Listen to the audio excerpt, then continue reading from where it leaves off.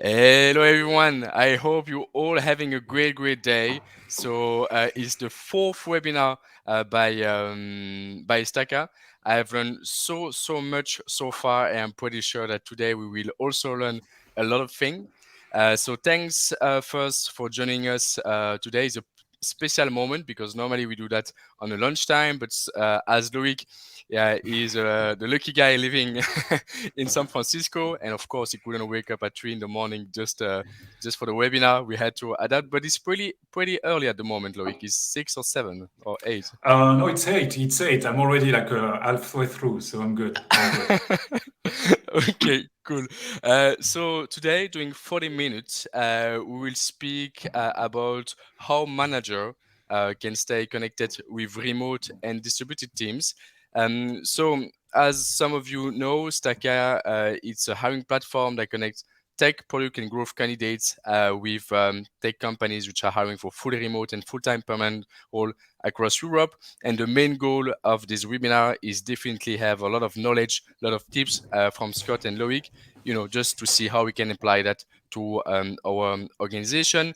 So far, if you have any question, just feel free to write anything on the right. I think it's on the right, whatever, and we will take like definitely the time to answer you.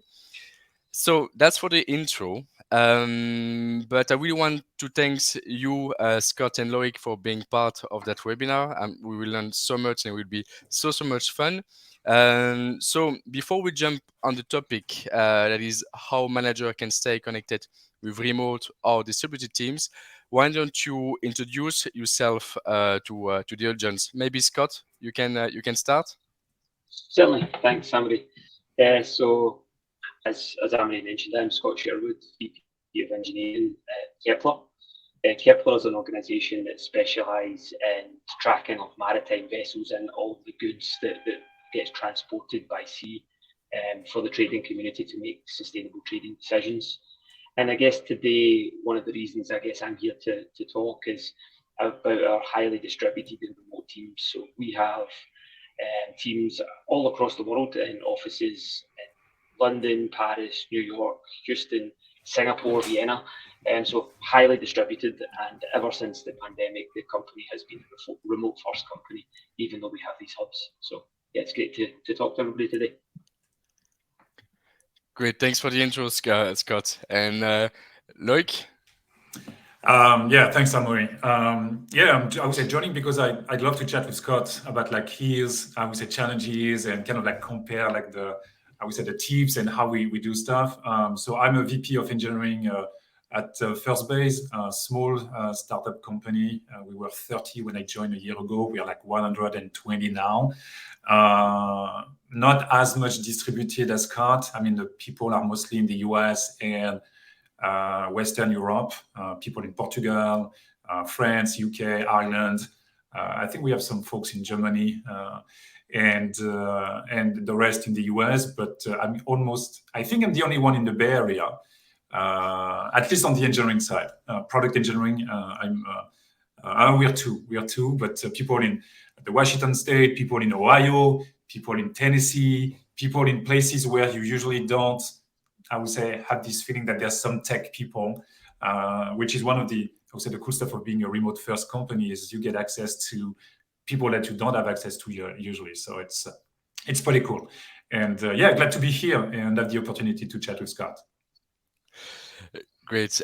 Scott, just apparently, I mean, I don't have any issue to hear you, but apparently some of the people I received some message saying that it's your mic is a little bit low. So I don't know if you can like put it higher or just like if it's not a technical issue, just to speak higher too, so we How's make that? sure that everyone understand you. Let me know if that's made things better or I've changed the microphone. We'll try, and then otherwise we'll find a way. Why I was super excited to have you today, Scott and Loic, is Loic, we know first base, remote first. I mean, in the remote environment, you are quite really well known, and you, Scott, are part of a super distributed organization. So I know that there is like two schools, there is like now distributed is like remote, and so just I wanted to have your point of view. Does really remote equal distributed organization? You want me to go first, Scott? Yeah, I when have you a go, strong go. opinion. I have a strong opinion on Yes. this, so I'm happy to start. To me, it's totally different. It's two different problems. When you have remote people, I would say you can be remote and not distributed, which means basically I would say you're remote, but people are on the same time zone. It's easy. Everyone is remote, so everyone feels the same. So you don't have this, I would say, feeling that you're kind of like away from the main center, away from the hub, as you can be in some distributed model where you have different time zones. So it has an impact on, I would say, pretty much everything. Impact on the way you structure teams. Like, do you want to have like distributed people in the same team, or do you want to have like some kind of like shared geo? I would say for the teams. And remote in that area is kind of like a superset, I would say, of the problem, but they need to be addressed in a different way. Each comes with their own set of challenges. I would argue that distributed is more challenging than remote.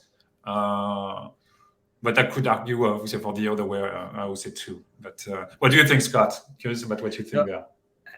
I think you're spot on. I think the difference between remote and distributed is actually quite stark for me. We have engineers in multiple time zones, and obviously, if you are building distributed teams and they don't have enough overlap, then they really are not a team. They're not able to work together. They're not able to actually tackle problems together. So I think that's something that a lot of people have failed to recognise in this big shift towards more remote working. Remote is great. It gives us so much flexibility and as you mentioned, access to talent that we never had before. But it's different in the sense that you can be a remote worker and still able to come together with your colleagues in a geographical space. Distributed working, in some instances, just completely prohibits groups of people from working together just from the time zone perspective. So for me, I completely agree with you. Like, I think there's two very distinct challenges that we have to tackle when we look at these two topics. Yeah, I would just maybe, I would say, give one example that I would say we face. When I joined, so of course, startup, we had a bunch of incidents in production when shipping like a new release or whatever. So we put in place an incident commander type of shift. So one person was identified, I would say, for the week to be the person in charge of the incident. And there was one person in Europe to cover like the Europe time zone, one person in the US to do the same. If you're only remote, but in the same time zone, that's probably okay. The person will do the week. They have the knowledge. They don't have to write down like all the, I would say, they can wait for the post-mortem to write down the incident information to share with the rest of the team, which you would do probably more in a remote setup because you need to write a lot. With the distributed aspect, I have my incident commander every end of the day in the UK or like in the Western Europe to write down where they are regarding the incident, so that they can transfer the incident to the US team and following the sun until I would say the stuff is I would say that the incident is covered and fully managed. And that's something that it's kind of like a pain in the ass. Sorry for my I would say for my French here, but that's the idea. It's adding some, I would say, each process adds its own I would say set of pain because of the distributed aspect. That's only one example. I think it's a great example, but there's lots of logistical challenges, but there's even cultural challenges with the distributed nature as well. So, as I'm sure you guys can probably hear, I have quite a strong accent, so my team is predominantly based in areas like Singapore, France, the US. So even simple things like communication is a real challenge.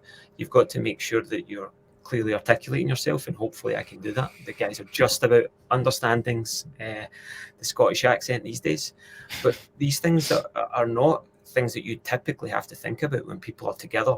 And even in the remote setting, generally people have a far smaller geographical distribution. So there's the cultural aspects, there's the the actual logistical aspects. Just to share another example similar to yours, Loic, we've got a team at the moment that we're just forming, and we've got an expert who's the product owner based in the US. And the team that's predominantly been doing the work in this area are based in Singapore. And then we have engineers in France. So how do you make that team work? And right now it's a real challenge. We have the expertise needed on 3 separate continents. And it's a continual challenge that we have to work through on a day-to-day basis. So it's not that we have the answers here today, but yeah, there's some real logistic challenges we face. Yeah, and it's kind of like a good segue to I would say when you're remote, we tend to think about like async, becoming async, being like the silver bullet. But it comes with I would say a set of challenges. Like being async means like everything is asynchronous. So you have someone in Singapore, you have someone in France, you have someone in India. How do you manage like all of that from a communication standpoint? You cannot have a stand-up at the same time. You can't. Technically, it's not possible. I mean, sure, I start my day pretty early, but I don't want to start my day at 4 a.m. Just to be part of a stand-up. So how do you manage that? So you have to be asynchronous in some way. So you have to write down your status. And there's some, I would say, tools in Slack where you can have like Slack bots where you provide your updates and everything, but it's harder. It's harder. So usually moving async is a cool way to, I would say, with a lot of written communication, but you have to accept that it's slower. It's slower, especially for a startup. Like being async, like, oh, you have this question, the person is in Singapore, so you write down your question, you have to wait for their day to answer your question, and you're like, oh, shoot. Yeah, he basically answered, but slightly off, because my question was poorly written. Okay, let me also precise what I meant. And boom, and all of a sudden you have 2-3 days to have an answer to your question. And I'm talking about like very subtle stuff where the SME is, I would say, across the ocean and far away, where it's really hard to do. So it comes with this set of challenges. And a startup, I would say, you probably won't beat the startup with like 4 people, 5 people in the same room collocated and having the travel knowledge. In terms of speed, you cannot beat that. So it's always like some check and balances. And so there's a great advantages to be remote, but you have to accept that it won't work like it was, I would say, in the office. The balance is still, I would say, net positive for me. Like I won't come back in an office anytime soon, but still, it's coming with a set of challenges. Yeah, I think that's again another great point in the written communication, because one tip that I would certainly want managers to take away is the need to really help senior stakeholders across multiple functions in the business understand the overhead of running a remote business, because often some of the things that you need to make remote working work is typically considered more bureaucratic. So writing everything down, usually people saw that as a huge bureaucratic process, just documentation for the sake of documentation. But in an asynchronous environment, you really don't have a choice. I think, look, you make a great point that if you're following the sun and you don't write down that handoff, very quickly you can lose a lot in the communication. That person is now no longer available, and suddenly an entire day of work is lost for another person. So the written communication is huge for me. And a thing that I think as leaders in businesses at multiple levels, one thing I would recommend is you need to help your teams understand the value of it, but also the other functions, because of that knock-on effect and impact to the delivery. Yeah, it's something it's really, really important. Yeah, and one thing that struck my mind, sorry, Amaury, but so we're talking about async, and some people, so it's funny because I would say some people, I would say, come from like a classic, I would say, job in the office, and they want to go remote because of the perks. I mean, you have more time with your kids, more time with your wife, more time for you, and you have your own setup. It's pretty cool, you know, the commute and everything. So we know everything that is cool about like being remote, and you can work from anywhere. So that's amazing. But some people need to change the way they think. Like, yes, there will be more written communication. Yes, your Jira ticket. I mean, I'm kind of like being silly here, but like your Jira ticket needs to be super well written. And I would say your documentation needs to be like crystal clear. So that's a new skill set. Probably you were not that great before, but you have to make the extra effort. And yes, it can be seen as corporate processes. And like, what? I'm supposed to, I would say, join the startup, and there's so many processes and everything. Yeah, but that's kind of like the caveat. You need to have that to make sure that everything is working. So that's for one. And on the other side of the spectrum, you have the people that are way into like the asynchronous model, and they don't want to have like any stand-up or any live communication. Like, no, we should be, I would say we should be async because this is the answer. And this is usually what I say to my team. It's kind of like the beginning of the agile manifesto, where everyone was trying to just play the book. Like, no, it is written this way. We need to do like 2 weeks iteration. We need to have a PO. We need like, no. This is a template. You have your, I would say, your reality. How can you use those set of best practices in your world? You don't have to apply everything, I would say, by the letter. It doesn't work like this. So instead of, I would say, talking about async, we try to talk about async first. And now we are, I would say, I'm screaming in some of the Slack channel when I see more than 20 answers to a problem. I'm like, hey guys, but that's probably the time to do like whatever, like a huddle, a quick Zoom, whatever. But you need to chat now. Same with the PR reviews. Again, I would say it's a silly example, and it's, I would say, mostly for engineers. So I don't know, I would say, what's the audience is here. But when you, I would say, code something, you need someone else to review your code before shipping to production. That person being maybe in the US, you have to wait for the feedback. And then you have the feedback, and you provide feedback on the feedback to explain why you were doing things this way. And 1 day, 2 days, 3 days, and you, I would say, you can lose a week easily if you're focusing only on async. And at some point, you're like, oh, this is I would say, a pretty interesting discussion. Let's jump on a call. It might be difficult when you have someone in Singapore and someone in, I would say, in France or in Germany or wherever. But you have to, I would say, to face those situations. And it can really slow you down if you async only. So reason why we try to focus on async first. And at the end of the day, you need to, I would say, the business to work. So you cannot, I would say, play it like a religion, basically. You made a great point about Slack there, because one thing that I've seen in a few places is, and it's certainly something that we talk a lot about internally at Kepler, is if everything's in Slack and everything's open and transparent, then surely we don't need to document anything because it's all there, the full conversation, the problem. But I am with you 100%. Those conversations get lost, they get forgotten about. There is no information hierarchy that allows people to find things. And often what ends up happening in Slack is you end up with people just asking the same questions time and time again. And really, I think it's a great tip that Luke's kind of highlighting, which is as soon as something has been talked about enough, get it out of that channel and put it somewhere that people know to look.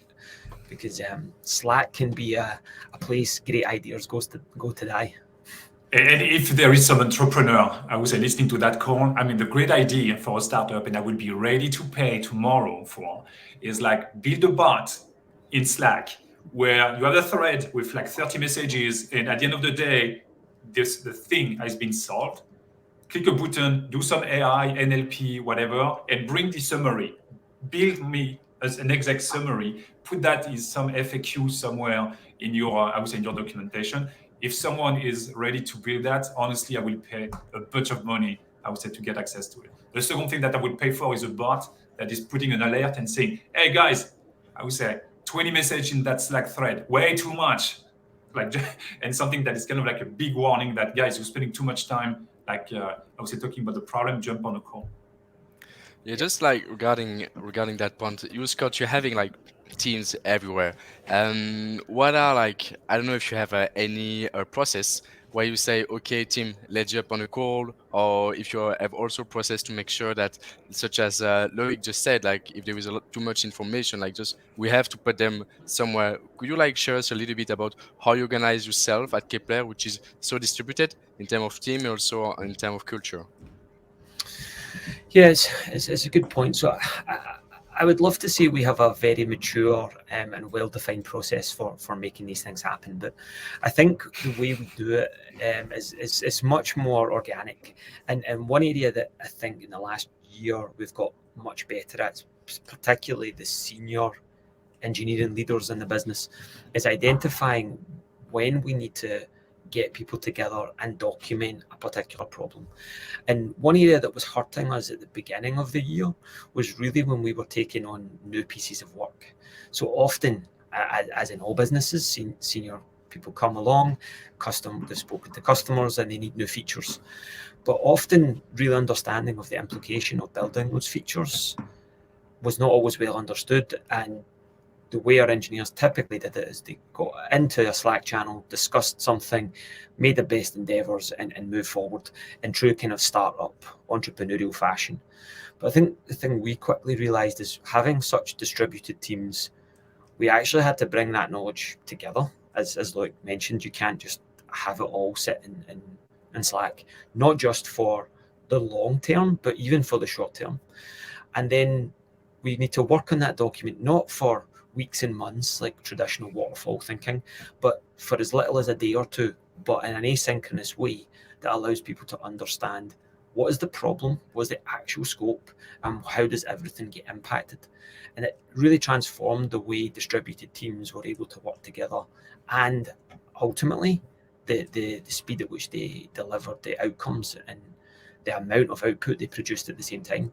So I would love to say it's well defined, but I'd say it's just been a more of an awareness, and the engineering management and leadership across the business really stepping up and taking this kind of for me an approach that should be fairly standard and one that needs to work in remote working, but they've embraced it and taken it forward. Okay. Yeah, I would expect to see like some breakthrough in the next 1-2 years. Honestly, I would say we see more and more technologies able to capture information from Zoom calls, from I would say all the places, and now with the advance of AI, I would say you can have like good summaries of conversations outside of that. So I would expect in the next 2-3 years to have like a new age of everything that is information management in a company. So right now it's still like Notion, Confluence, whatever wiki you want to use. You have to force the structure, and you know that I would say people will write stuff here and there, and it's really hard to keep up with the I would say everything that is changing in your company. So I would say the number of documentation that is the amount of documentation that is up to date. I would say in a company, I would say slowly is. I would say that there's a. It's not growing. Basically, it's. I would say deprecating fast. So I expect like a lot of companies to start in that domain. I would say in the next, probably already. I don't have looked, but that's definitely something where now we have the technologies to gather all that information and keep that up to date. Way better than I would say we did before. So I'm pretty hopeful there. Yeah, we Yeah, I can think see that. Sorry, Scott. Just like jumping on what Loic just say is definitely because recently at Staka we're trying like to record meetings and stuff, so at least we keep like just a brief for the people who are not part of the meeting. But when we just use like Google Meet, but then you have the transcript and then you have a big text, and then no one's gonna read like 30-minute meetings, and it's impossible to follow up. Definitely. So But just today you can already take that transcript and you yeah. get, I mean, with like GPT-3, OpenAI, like all those initiatives, there's plenty of samples where you can just put your text, you basically paste it, and you have an exact summary of it. Might not be perfect, Okay. but it's already working. So it's not embedded in Google Meet just now. Okay. It's not embedded in Zoom just now, but honestly, I would expect them to build like new enterprise plan with AI functionalities in 2023. I wouldn't be surprised. but it even makes search across video much easier. Yeah. So we use the same for minuting on meetings. But if you're doing demonstrations or you're trying to teach someone a bit about the domain, it's always far better to see a visual, like a walkthrough of it. But searching hours of video is a nightmare. So the other thing that it gives you is actually just the ability to search video, and that's something we see, especially from a kind of onboarding perspective, which is a whole other set of challenges for remote working. Yeah, and also like just regarding the meetings, because that's something really important for distributed and remote organizations, just to make sure that we optimize, the time spent all together. Just Loic, how do you make sure that if you have to build a meeting with any of your team, not one to one, but really like a team meeting, how do you make sure that the communication will be super optimized during the meeting, like before, during, and also after the meeting, that you're not losing information either time? Not losing information, for one, you need to record your meetings because when you're in a distributed model, not everyone can attend. So the first reflex is to make sure it's recorded and available at the same place so that if someone is off, someone couldn't just attend, they get access to it. You need to be, kind of like the classic of a meeting, no agenda, no attenda. If you don't say, I would say, what the meeting is about, you're entitled not to come. So that's for one, and it's a good way to make sure that you're really prescriptive about the meetings, and the meetings is clear about the outcome. Is it information oriented? Like I have my team, and yes, on a bi-weekly, I would say cadence, I discuss with the team the updates from the sales side, the company side, corporate, kind of like a top-down approach. We have some brown bags where it's I would say, I know that this is an American term, but a brown bag is kind of like a lunch and learn. So lunch and learn session where someone is talking about the topic they do care about. Maybe it's their specific function, they make a breakthrough in a part of the code, they may have like a passion in some stacks, they talk about it. Not mandatory, you can join, it's recorded, so you can, I would say, look at it at a different speed if you just want to get some information.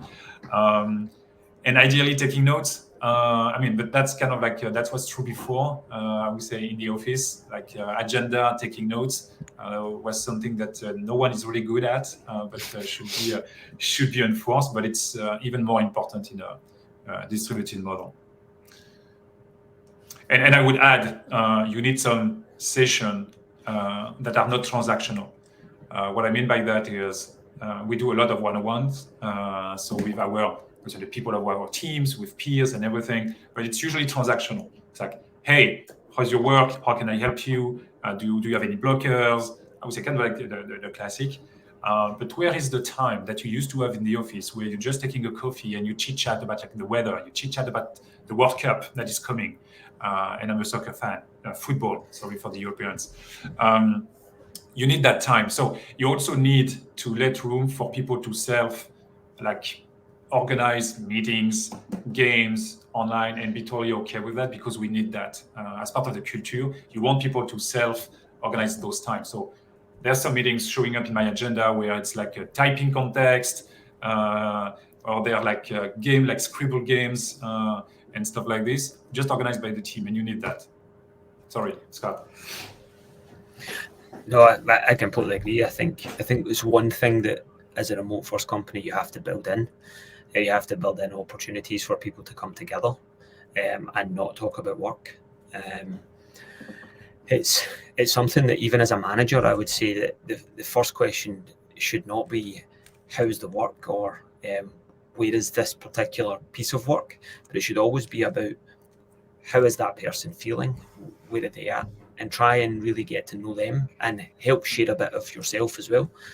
Because I think in a remote world, it can be, as Luke said, it can be super, super transactional, and we don't build the types of bonds that you really need to build strong company cultures that essentially get you through the hard times.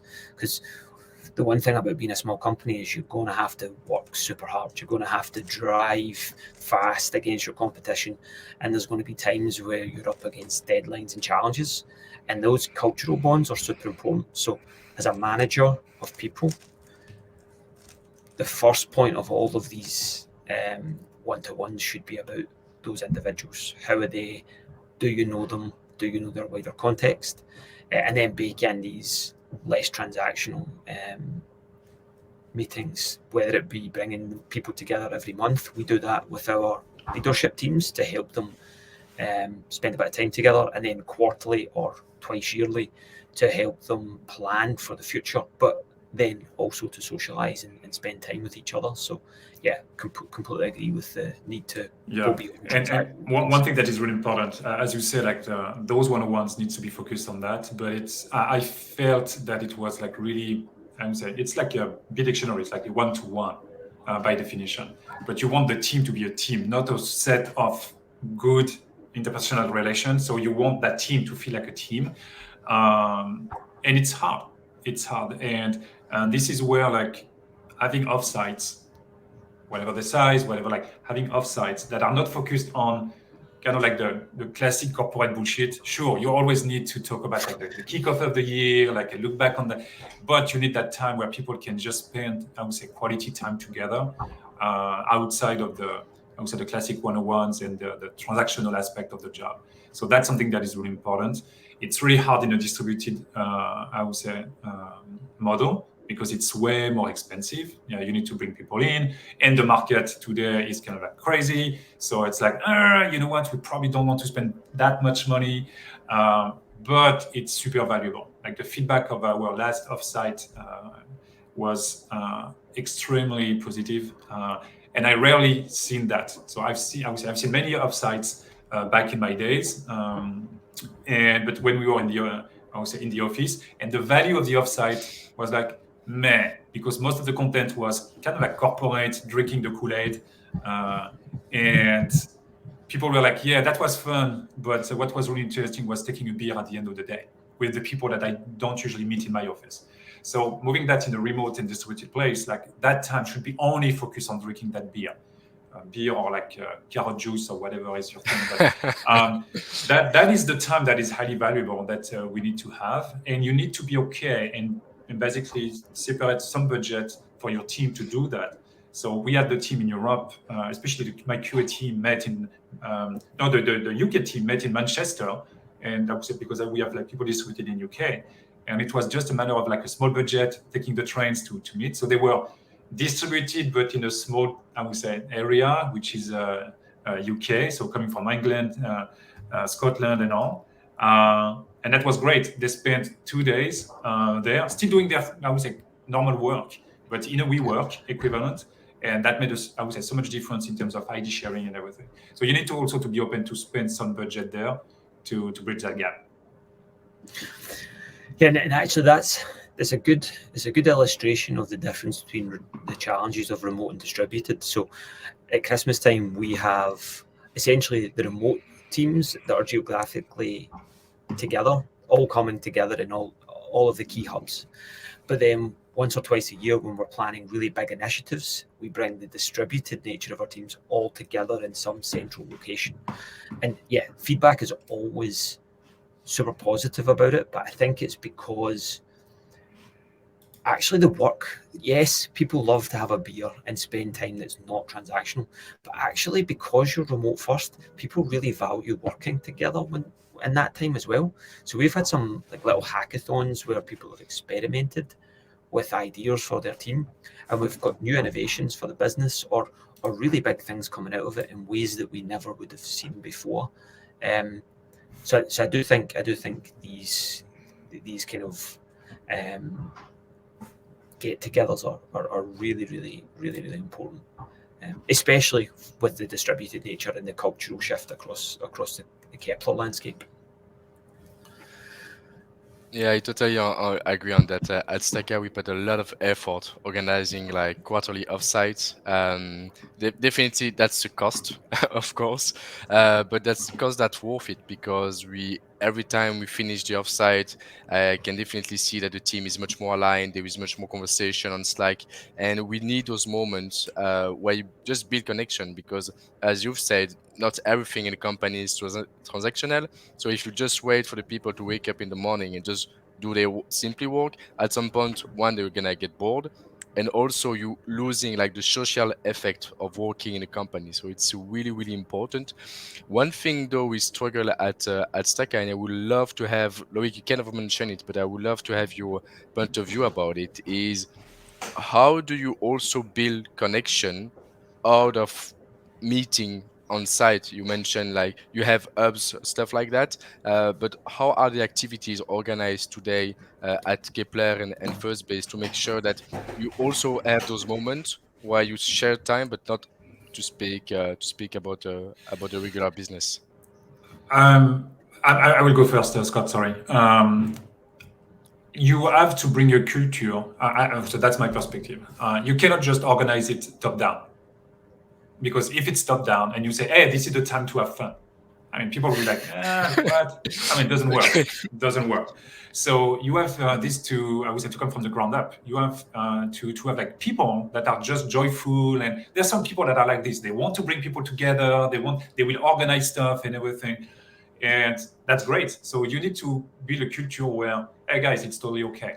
Please do it, and you need to, I would say, surface it. You need to talk about it so that people are like, oh shoot, we can do this. I would say silly example, but we have Justin on the marketing side that is doing a trivia on Slack every Friday at like 8 a.m. or something. And it's like 3-4 questions, and it's kind of like a speed contest in Slack. I would say it's crazy how people get crazy like for 30 minutes, like every Friday. Not even 30 minutes, like I think it's 15 minutes. It's silly. It's like 3 questions. It's like basically having like a leaderboard and stuff like this. But no one from the exec team or like the management decided to do this. What we did is basically like just, I would say, empower people to do stuff like this and have those fun stuff. So that's something that is probably important, is don't hire like a chief happiness officer. Don't try to force I would say, the joy and those moments, but make sure your people know that they can do it. They can organize stuff from time to time. That would be my point. Second point, one thing that is working very well too is, so we use a bot. Shoot, I forgot the name in Slack, but it's kind of like a coffee bot or whatever, and it's every week randomly picking 2 people from the company. So potentially like someone from finance that will discuss with someone from arts, and bring them together and say, hey, you have like a 30-minute call that is planned next week. I would say just meet and greet and chit chat. So that's working, I would say, pretty well. Yeah, we have the random coffee thing, and yeah, I don't know if I've got too much to add beyond those, but the one thing that I found works really well, which I probably would not have found had I not joined a predominantly French company, is that in our random channel, we like to have regular debates about pain au chocolat versus chocolatine, which I did not know was a thing. But it's become quite a hot topic of conversation, and Of course. it's something that makes everybody happy. So that's probably something, if you're not doing it in your company, you should start that debate today. Okay. There is one thing that we at Staka. So Staka, it's a hiring platform. So most of our employee are recruiters, so they're gonna contact candidates trying to understand what they want for the next role and everything. But we have also like one person working on marketing and another one working on the platform. So it's a tech guy, and there is like kind of that separation between the core team in a way and the satellite team. How do you handle I mean, that's like a 10 employees company, so we can still handle it and find everyone at the same level. But for companies such as Firebase or Kepler, which is much bigger, much more distributed, how do you make sure that people working not in core product that doesn't have like the same spotlight, if I can say, feel as important than the others? Scott, I don't know if my question makes sense. I don't know if I have to rephrase it it. does. It does make sense. I can maybe pick this one up. So this is a real challenge. This is something I have a challenge with even today. Outside of our core hubs, even in some of our core hubs, the engineering team is relatively small. So it might be 6 or 10 people. Again, trying to make sure that we have teams that don't spread too many geographies, so that they can come together and act as a team. There's never a worse situation than having a team with 5 people who can regularly come together and one person. It not only isolates the person, but it really isolates that office. So we try and mitigate that by by not forming teams like that. We also try as a leadership team to make sure we visit all of our key hubs and get around our teams so that they see us and there's a visibility there to show that it's really super important. The area that I see the biggest challenge in the last maybe 10 years of my career is specifically when you acquire companies, because not only can they be a satellite to the main hub, they're also have their own culture. They're an organization in their own right. And I think that's where organizations have the biggest challenge, being remote first. This is the first time I've gone through this period of being fully remote whilst acquiring companies. And that's something where really you have to get out there, visit the teams, spend time with them, bring them to you as well, and really try and build those bonds. It's where we have the biggest challenge, and I would love to say I have an answer, but Loic, I hope you do, because maybe you could help me here. No, I mean, I think like being aware of the challenge is the first step in the right direction. I mean, I totally plus one what you said, especially for acquisition. The way I tend to see it, so it's funny, like everyone is talking about blockchain and like the decentralized model and everything, and that's really interesting because you might be distributed, but you might be hyper centralized when it comes to decision making.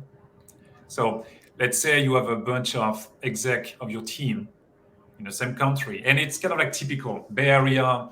You have like the CPO, CTO, VPN, whatever, probably marketing, and then you have the rest of the team that is distributed. How do you make sure that all the decisions are not taken there? That's hard. So you probably, when you're in a distributed model, you probably want the decision making to be distributed too, because if you centralize that somewhere, of course you will feel like a satellite, and that's especially true with acquisition. You acquire a company because they bring like a specific asset, they bring a specific market, whatever the reasoning, they bring something. You need to be super explicit that they bring something. They need to have a mission. If it's not clear that their mission is to contribute to the overall goal of the company and that everyone understands it, if you don't do it, you will fail, and that acquisition will fail. I've seen a bunch of acquisitions fail in my past, and I was acquired in my past too. And that's crazy to see how, I mean, you were that your small company, you were mission driven, and all of a sudden you're acquired and you're like, holy cow. I would say, what's our purpose now in the big scheme of things? Sure, there's someone that decided to make the acquisition, so it makes sense from a business standpoint, but how do you make sure that the people in Seattle, for example, understand why we've been bought? Why are we, I would say the company spent so much money to buy us? So they need to understand our contribution. We need to be self-sufficient in terms of decision-making and to drive our own submission, I would say, below the umbrella. And that's tough. That's tough. And we're talking here about like big organizations, Scott, but in the small company, Amory, I think that you need to be, I would say, really conscious of that.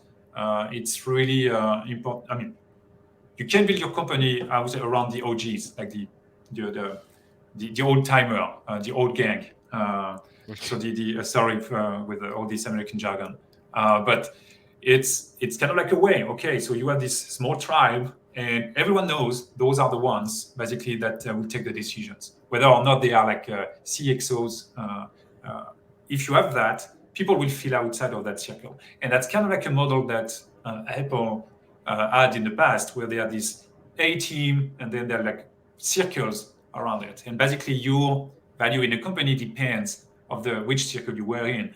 That's a way to drive a company. That's not the way I would drive it. I would rather have something that is distributed in terms of decision making, and basically the management just here to, I would say, surface the good ideas. But it's not easy. It's not easy. So sorry, Scott, I don't have an answer to it. No, it's a great point, and it's something that I feel very privileged with at Kepler, because our leadership team are quite geographically distributed. I think almost everybody at our exec level, and then even the layer below, is almost in separate countries. But I think it's really important to recognise that even regardless of level in the business, that distributed concerted decision making has to come at all levels.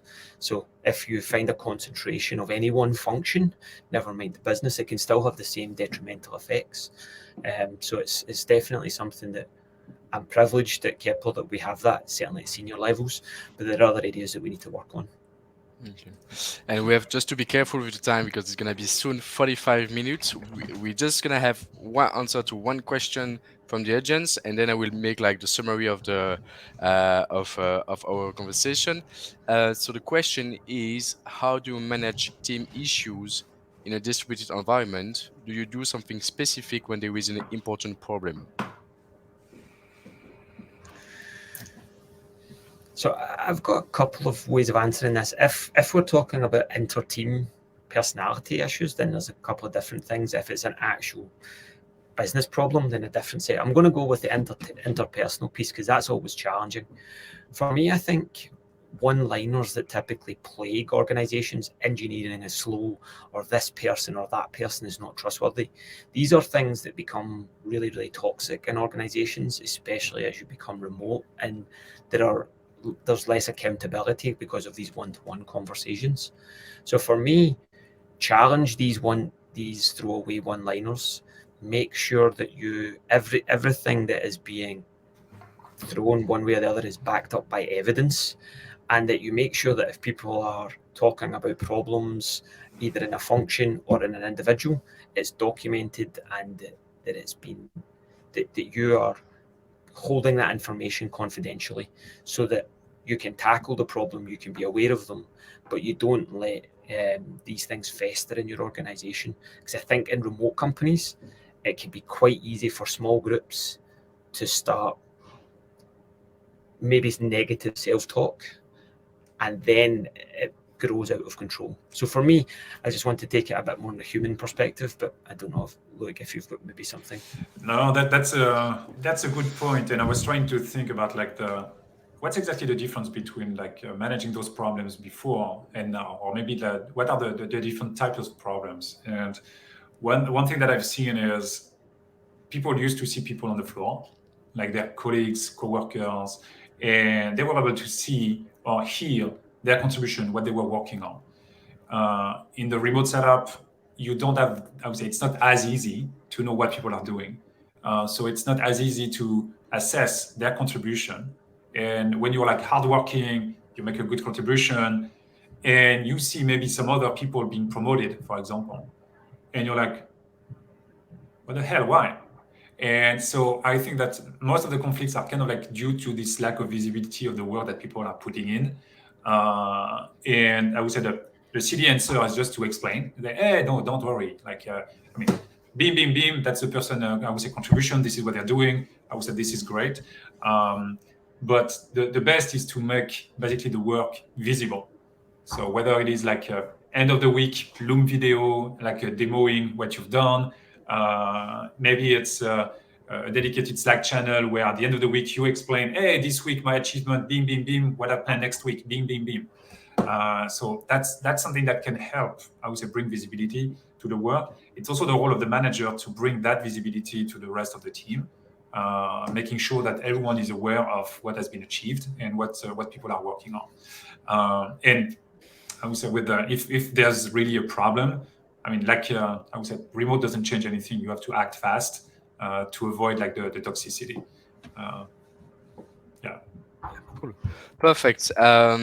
Thank you. We have like 48 minutes. I think that if I would have left the conversation, I'm pretty sure that you two you could have continued speaking. But thank you. Really a big thank to both of you. So really the highlight for me is that yes, I think it's great, but it's not perfect.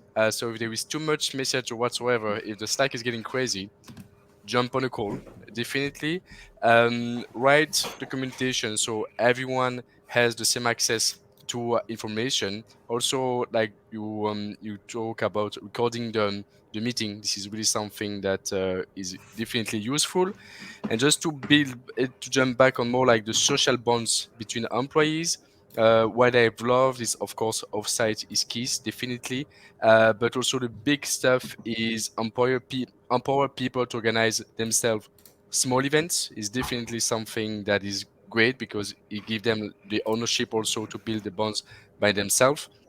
And the final stuff is definitely that if there is a problem, like you have to fix that problem really fast, because of course in a remote organization, distributed organization, not everyone is working together, so problem could go really fast due to non-communication. Scott, Loic, I don't know if you want to add anything before we say goodbye to everyone. No, I'm good. That was super cool to discuss with you, Scott. Yeah, it was great to speak to you too, and I think your summary was great, Amri. Thank you for having us. Thanks everyone. Have a great Thanks, day. Amaury. Bye. Et voilà.